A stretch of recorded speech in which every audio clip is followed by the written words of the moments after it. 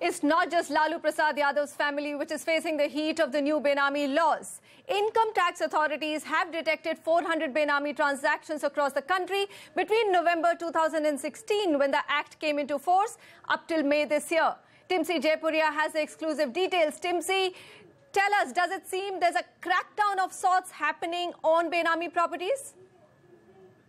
Yes, in its crackdown against black money, the Income Tax Department, what we understand from sources, is the fact that IT Department is soon going to intensify its crackdown against Benami properties. What I also pick up from the sources is the fact that from November last year, when the Benami Prohibition Act came into force, since then till May, close to 400 cases of Benami properties and Benami transactions have been identified, where attachment of properties has been done in close to 200 cases, attaching worth rupees 560 crore rupees of properties. What I also pick up is the fact that Chennai tops this list with close to 60 cases identified in Chennai, followed by Mumbai, Delhi, Kolkata, Ahmedabad and Patna. What I also pick up from sources is the fact that soon government is going to announce further measures to curb black money transactions in the country. CBDT is currently preparing an action plan to try and intensify its crackdown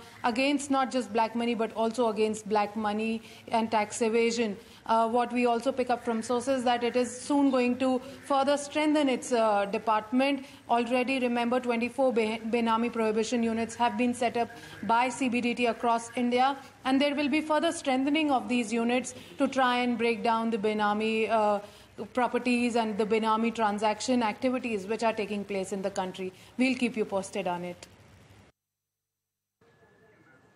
Timsi, thanks very much for bringing us that update. So, the number, 400 cases, is it a lot or is it too less, considering everyone and their grandfather believes that most of India's black money is stashed away in land? Let's get some answers. Joining me, Ashok Malik, political analyst and Observer Research Foundation. Shailesh Pathak, CEO, CityInfra Capital. Sudip Mullick, partner Khaitan & Co. And Sridhar Pabbisetty, CEO, Namma Bengaluru Foundation, join me for this debate. Sudip, you represent the legal front of it. So my question to you is, do these numbers give you enough confidence that the new laws are really working? Well, according to me, every law, it's a new, I would say it was an enhancement of an old law. Now, it will take its own time. We have seen demonetization. The authorities are more or less the same who will be looking into the Benami Transaction Act. Now, it will take its own time to activate the whole thing. You cannot say 400 is less. At least there's a beginning. There was nothing before this. All right. Okay, so you're saying that 400 is not a less number. Shailesh Pathak, if we were to, let's say today, say 400 and think it's a big number, the fact remains that people believe lot many more offenders should have been nabbed by now. Would you agree or not? The answer is it depends.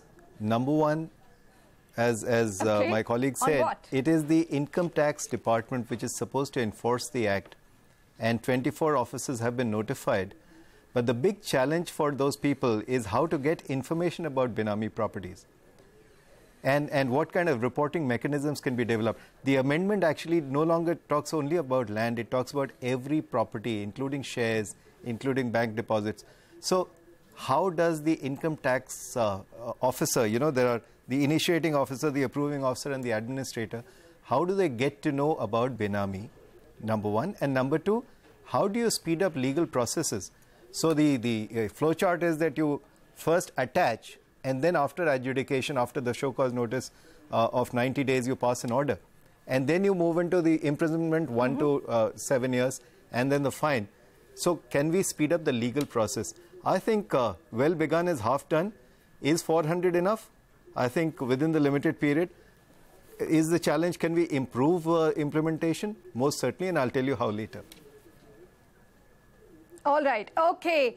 Let me bring in our next guest, Ashok Malik. What's your perspective on this number? Do you think that the Benami Act has teeth enough? Because 2 days ago, remember, there was a outburst on Twitter. A circular was doing the rounds saying that the Secretariat has actually asked states to start linking Aadhaar number to land records since 1950. Of course, it was denied by the government, spoken about it as fake. But do you think that linking the Aadhaar number could ease up this process of catching the offenders? You know, you asked several questions here. A, that WhatsApp rumor that went the rounds asking for all property transactions from 1950 to be linked to the Aadhaar cards was false. That is completely impracticable. There are 2-3 points here. One, going forward, certainly linking property transactions to Aadhaar is possible because property transactions today are linked, have to be reported in your income tax returns. Your income tax returns are linked to your PAN card. Income tax returns are now going to be linked to Aadhaar as well. So going forward, it's going to be easy to do. It's also going to be relatively easy for honest taxpayers who honestly record their properties as part of their income tax returns every year. They have an Aadhaar number, they have a PAN card number. That's fair enough. But to actually identify Benami transactions and Benami property holdings, obviously, the real numbers are much more than 400 or 500. They're running to tens of thousands, and there are several politicians and senior public servants we know of, anecdotally, who have large land holdings, either in their own name or in somebody else's name, which have been bought using dubious money. Now, it is very difficult to prove wrongdoing or establish a chain of linking the Benami owner to the real owner in a foolproof manner. When tax authorities or when the government agencies move against individuals, especially high-profile political individuals, they have to be fairly certain about the rigor of the investigation. Because a half-baked investigation or a half-baked accusation that falls flat will weaken the whole process. So, as somebody suggested, you have to go through this in a very gradual manner because you can't afford to go wrong. If you're accusing me of a Benami transaction, you have to be completely right about it. So, this will take time. Okay, so you're saying that 400 by itself is not a big number, but you've got to be careful. You can't unleash a tax terrorism. You have to be very sure about your facts. Sridhar, let me bring you in. This whole thing of linking Aadhaar numbers to property records is getting implemented in Bangalore. So the centre, of course, denied it, though I know that it has been discussed at the ministry level to do it, if not now, perhaps later. But Bangalore's already going ahead with it. What is the city expecting to achieve? Economic Survey actually turned around and said, look at Bangalore, it so underreports its property taxes to begin with. Well, I think it's a classic case of garbage in, garbage out. Ashok Malik at least was very gracious to say that, well, it has to get proven and you will have a lot of challenges in getting this to be an accurate system.